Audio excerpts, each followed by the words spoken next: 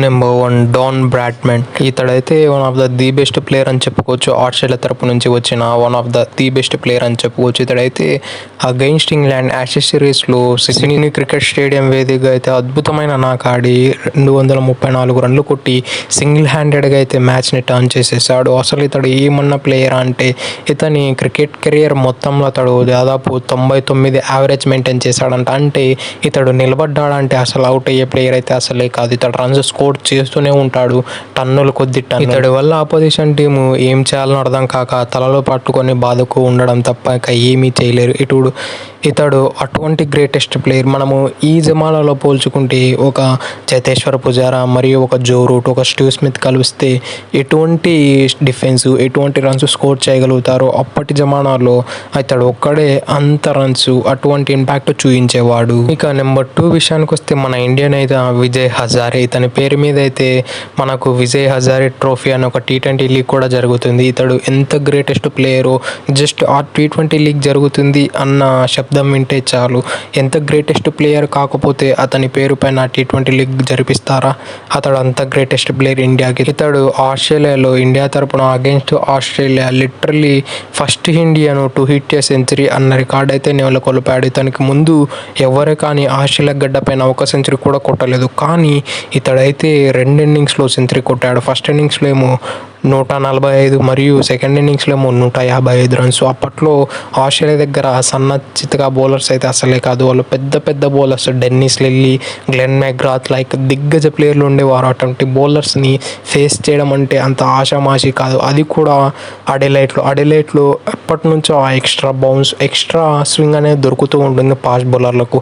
అటువంటి పిచ్చెస్ పైన ఎటువంటి ఎక్స్పీరియన్స్ లేని మన ఇండియన్ విజయ్ హజారే అయితే అతడికి హ్యాట్స్ ఆఫ్ చెప్పి తీరాల్సింది. ఇక నెంబర్ 3 విషయానికి వస్తే Indian the greatest test batter అయిన సునీల్ గవాస్కర్. ఇతడైతే one of the best test cricketer అని మనము ఈజీగా చెప్పవచ్చు. ఇతని స్టాట్స్ చూసినా, ఇతని ఇయర్ పరంగా చూసినా కూడా ఇతడు ది బెస్ట్ ప్లేయర్ అని చెప్పుకోవచ్చు. ఇతడైతే అగైన్స్ట్ వెస్టిండీస్ అయితే 236 రన్లు కొట్టి, అది కూడా మైకెల్ మార్షల్ మరియు మైకిల్ హోల్డింగ్, రాబర్ట్ మరియు కట్లే ఆంబ్రోస్ వంటి దిగ్గజ ప్లేయర్లకు అగైనెస్ట్గా ఇతడు అయితే 236 రన్లు కొట్టాడు. అంటే నాట్ అన్ ఈజీ జాబ్. వీళ్ళు ఎటువంటి బౌలర్లు అంటే ఈ నలుగురు మరియు కట్లే ఆంబ్రోస్, వీళ్ళ 5 మంది ఎటువంటి బౌలర్ అంటే ప్రతి ఒక్కరు మ్యాచ్ విన్నర్సే. వీళ్ళు ఎటువంటి దిగ్గజ బౌలర్లు అంటే వీళ్ళ గురించి సునీల్ గవాస్కర్ ఒక స్టోరీ చెబుతూ, వీళ్ళు సౌత్ ఆఫ్రికా అగైనెస్ట్గా ఒక్క బౌలర్తో వెళ్ళారంట, కట్లే ఆంబ్రోస్ మరియు మైకిల్ హోల్డింగ్తో. మైకిల్ హోల్డింగ్ బెంచ్ పైన కూర్చున్నాడంట.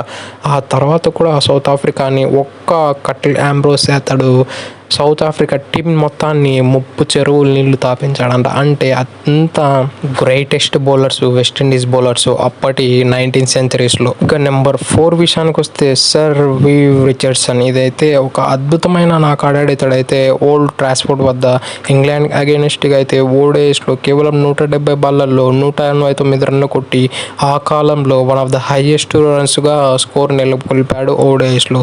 ఈ రికార్డు దాదాపు 13 ఏళ్ల వరకు చెరిగిపో అలానే పదిలంగా ఉంది. అంటే అతడు ఎంత అగ్రెసివ్ అప్రోచ్తో ఆడేవాడో ఆ జమానాలో అంటే మీరు అర్థం చేసుకోవచ్చు జస్ట్ ఈ స్కోర్ని చూసి. అలానే మనం ఏదో ఇప్పుడు అంటున్నాం అగ్రెసివ్ నేచర్ అని, కానీ ఈ అగ్రెసివ్ నేచర్ని సర్ వివ్ రిచర్డ్సన్ గారు అయితే చాలా ఏళ్ళ కిందటే ఆడి పడేశాడు. అగైన్స్ట్ ఇంగ్లాండ్ 189 రన్లు కొట్టి అద్భుతమైన ఇన్నింగ్స్ అయితే ఆడాడట ఆ రోజు. ఇక నెంబర్ 5 విషయానికి వస్తే మైకెల్ హోల్డింగ్. ఇతడైతే అద్భుతమైన బౌలింగ్ స్పెల్ వేసి 8 వికెట్లు తీసి 92 రన్లు ఇచ్చాడంట అగైన్స్ట్ ఆస్ట్రేలియా అగైన్స్ట్ అయితే చాలా టఫ్ టు బౌల్. ఎందుకంటే అక్కడ డాన్ బ్రాడ్మన్ ఇటువంటి దిగ్గజ ప్లేయర్లు ఎంతోమంది ఉన్నారు. అతడు ఇంత మంచి బౌలింగ్ వేసి 8 వికెట్లు రాణించాడంటే అది అసలు ఈజీ విషయం అయితే అసలే కాదు.